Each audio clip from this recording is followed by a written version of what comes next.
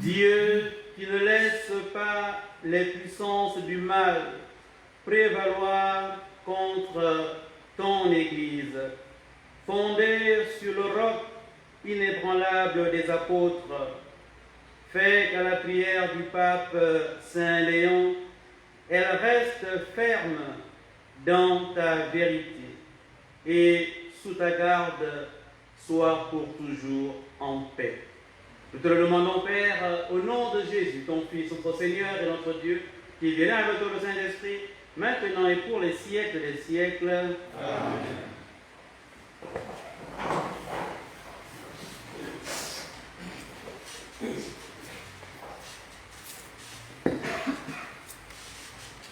Lecture de la lettre de Saint Paul apôtre à Tite. Fils bien-aimé, proclame ce qui est conforme à l'enseignement solide. Dis aux hommes âgés d'être sobres, dignes de respect, raisonnables et solides dans la foi, la charité et la persévérance. Quant aux femmes âgées, dis-leur de mener une vie sainte, de ne pas dire du mal des autres, de ne pas être esclaves de la boisson, de donner de bons conseils. Qu'elles apprennent aux jeunes femmes à aimer leurs maris et leurs enfants, à être raisonnables et pures, bonnes ménagères, aimables, soumises chacune à son mari, afin que la parole de Dieu ne soit pas exposée au mépris. Exhorte aussi les jeunes à être raisonnables en toutes choses. Toi-même, sois un modèle dans ta façon de bien agir, par le sérieux et la pureté de ton enseignement, par la solidité inattaquable de ta parole, pour la plus grande confusion de l'adversaire, qui ne trouvera aucune critique à faire sur nous. La grâce de Dieu s'est manifestée pour le salut de tous les hommes. C'est elle qui nous apprend à rejeter le péché et les passions d'ici-bas, pour vivre dans le monde présent, un homme raisonnable, juste et religieux, et pour attendre le bonheur que nous espérons avoir quand se manifestera la gloire de Jésus-Christ, notre Dieu et notre Sauveur. Car il s'est donné pour nous, afin de nous racheter de toutes nos fautes et de nous purifier, pour nous faire son peuple, un peuple ardent, à faire le bien. Parole du Seigneur. Nous rendons grâce à Dieu. Le salut des justes vient du Seigneur. Le salut des justes vient du Seigneur. Fais confiance au Seigneur, agis bien. Habite la terre et reste fidèle. Mets ta joie dans le Seigneur, et il comblera les désirs de ton cœur. Le salut des justes vient du Seigneur. Il connaît les jours de l'homme intègre, qui recevra un héritage impérissable. Quand le Seigneur conduit les pas de l'homme, ils sont fermes et sa marche lui plaît. Le salut des justes vient du Seigneur. Évite le mal, fais ce qui est bien, et tu auras une habitation pour toujours. Les justes posteront la terre, et toujours l'habiteront. Le salut des justes vient du Seigneur. Louez Dieu depuis les cieux, louez-le dans les hauteurs, louez-le tous ses anges, louez-le toutes ses armées. Alléluia, Alléluia, Alléluia,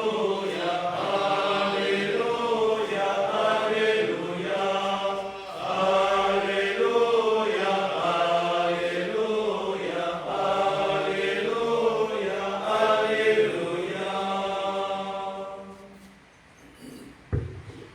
Le Seigneur soit avec vous. Et avec votre esprit. Proclamation de l'évangile de Jésus-Christ selon Saint Luc. Gloire à toi, Seigneur. Luc chapitre 17, au verset 7 jusqu'au 10e. Jésus disait aux apôtres, lesquels d'entre vous, quand son serviteur vient de labourer ou de garder les bêtes, lui dira à son retour des champs, viens vite à table. Ne lui dira-t-il pas, Plutôt, préparez-moi à dîner, mais mets-moi en tenue pour me servir.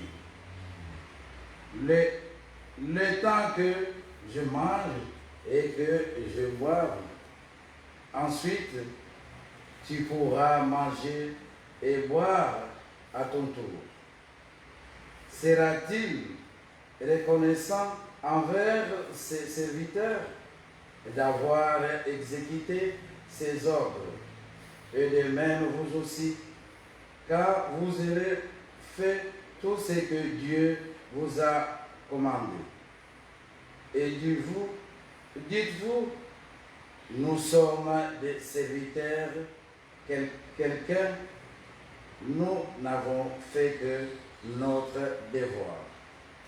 Acclamons la parole du Seigneur. Louange à toi, Seigneur Jésus.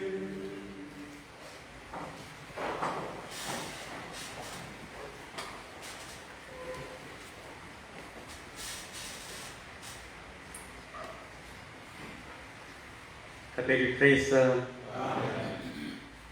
c'est toujours avec une grande émotion de me retrouver en face de notre presbytérium si grand. Je voudrais demander aux biblistes qui sont là, parce qu'on est un peu perdus. On était des serviteurs inutiles. Après, on est devenus des serviteurs quelconques. Maintenant, nous sommes des serviteurs, des simples serviteurs dans la récente traduction. Ce qui est vrai, c'est que fondamentalement, la parole de Dieu nous révèle que autant que nous sommes, n'est-ce pas, évêques, prêtres, religieux, religieuses, laïcs, autant que nous sommes, eh bien, nous sommes fondamentalement des serviteurs, des simples serviteurs, des serviteurs au service de Dieu. Alors là, cela a une toute autre dimension. Des serviteurs, on peut dire, au service de l'Église. Et alors, c'est cette dignité qui nous donne la force, qui nous donne la joie, parce que cette dignité nous élève. Alors, la première tentation du serviteur, c'est de vouloir se comporter comme son maître, n'est-ce pas?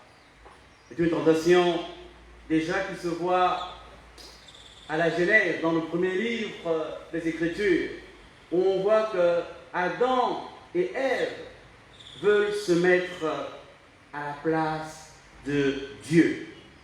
Ils veulent eux-mêmes fixer les règles de l'agir. Et je pense qu'aujourd'hui, encore, eh bien, nous ne sommes pas loin de cette tentation, nous, les serviteurs du Seigneur. Parfois, nous voulons déplacer les normes de l'agir, de notre agir, les normes que propose l'Église, et nous nous présentons comme des patrons, comme des maîtres, et nous sortons alors de ce qui fait véritablement notre identité, celle de serviteur.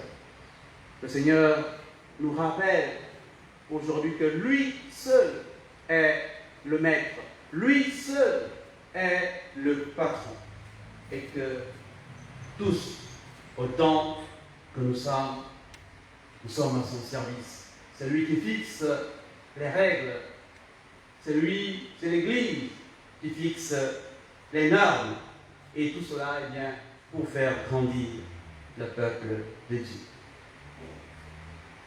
Une autre tentation du serviteur, eh bien, c'est celle que nous révèlent les Actes des Apôtres, Ananie et sa fille, n'est-ce pas? Alors eux, par contre, ils veulent mettre la main sur les biens du maître, s'accaparer et en faire un usage personnel. Les serviteurs que nous sommes, eh bien, nous ne sommes pas loin également de cette autre tentation. Mettre la main sur les biens de l'Église pour en faire un usage personnel. Le Seigneur nous invite aujourd'hui à rester tout simplement à notre place, celle d'être au service, celle de servir et non de se servir. Une autre tentation, la plus grave peut-être, eh bien, c'est la tentation des vignerons homicides. Alors ceux-là, ils veulent tout simplement supprimer l'héritier pour s'approprier de la vigne. Si on met de côté la parole de Dieu, si on ne s'abreuve pas à la parole de Dieu, cette parole qui nous construit, si on devient nous-mêmes la norme, si on fixe nous-mêmes notre agir, la norme de notre agir, sans aucune référence à l'évangile, à la parole de l'Église, alors c'est comme si véritablement on avait étouffé, comme si véritablement on avait enterré le maître, n'est-ce pas? Agir tout simplement comme on veut. Alors le Seigneur également nous indique de respecter, n'est-ce pas, cette figure, respecter le maître de la vigne, car sa parole est une parole qui nous construit. Et l'évangile du jour nous révèle que le travail du serviteur, eh bien, c'est de s'occuper des affaires du maître, labourer ou garder les bêtes, être au champ, s'occuper du champ, s'occuper du troupeau. Le travail du serviteur, c'est également s'occuper du maître lui-même, servir le maître directement. Et ce travail est un travail pour lequel nous avons accepté de donner notre vie. En devenant prêtres, eh bien, nous nous sommes mis comme des véritables intendants, des véritables gestionnaires du sacré. Alors, restons à notre place.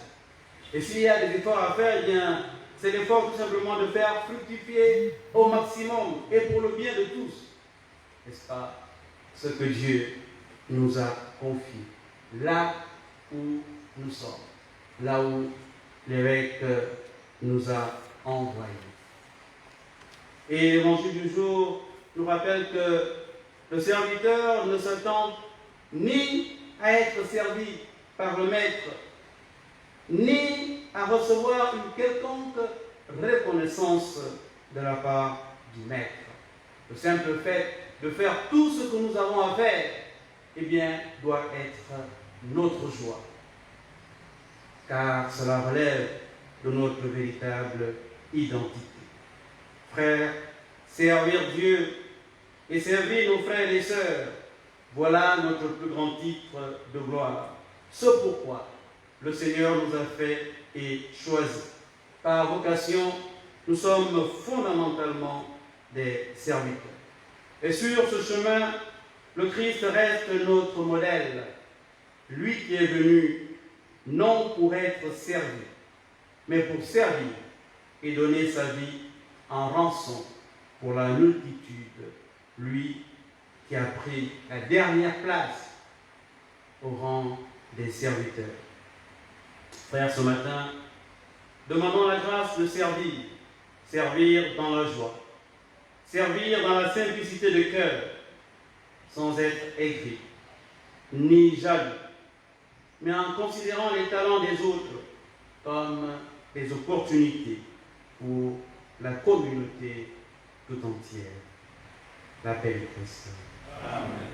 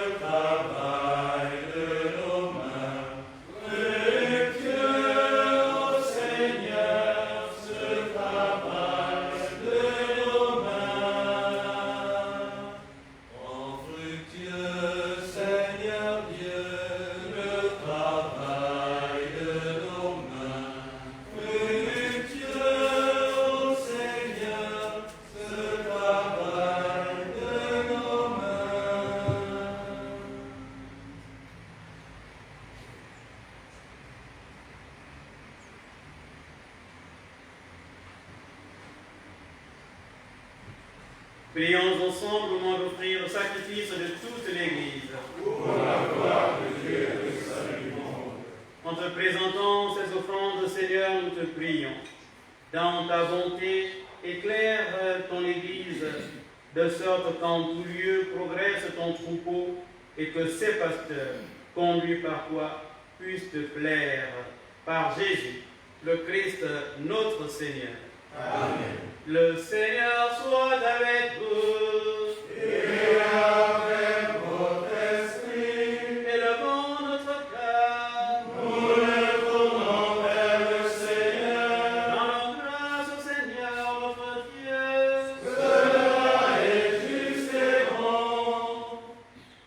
Vraiment, il est juste et bon de te rendre gloire, de t'offrir notre action de grâce, toujours et en tout lieu, à toi, Père très saint, Dieu éternel et tout-puissant, par le Christ notre Seigneur. En célébrant aujourd'hui la fête du pape Saint Léon, nous admirons ta sollicitude pour ton Église. Par l'exemple qu'il a donné, tu nous encourages. Par son enseignement, tu nous éclaires. À sa prière, tu veilles sur nous. C'est pourquoi, avec tous les anges et tous les saints, nous proclamons ta gloire en chantant. Saint le Seigneur de l'univers,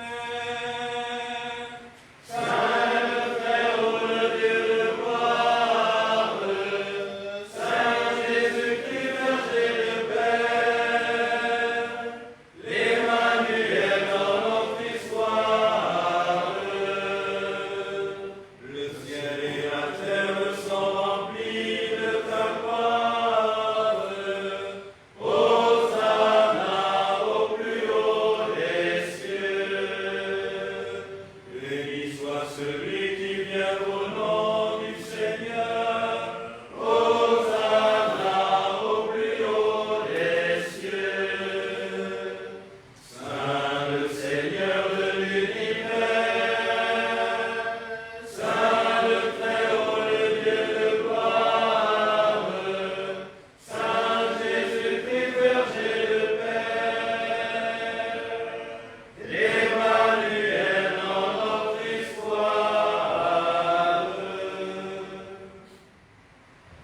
Toi qui es vraiment saint, toi qui es la source de toute sainteté, Seigneur, nous te prions. Sanctifie ces offrandes en répandant sur elles ton esprit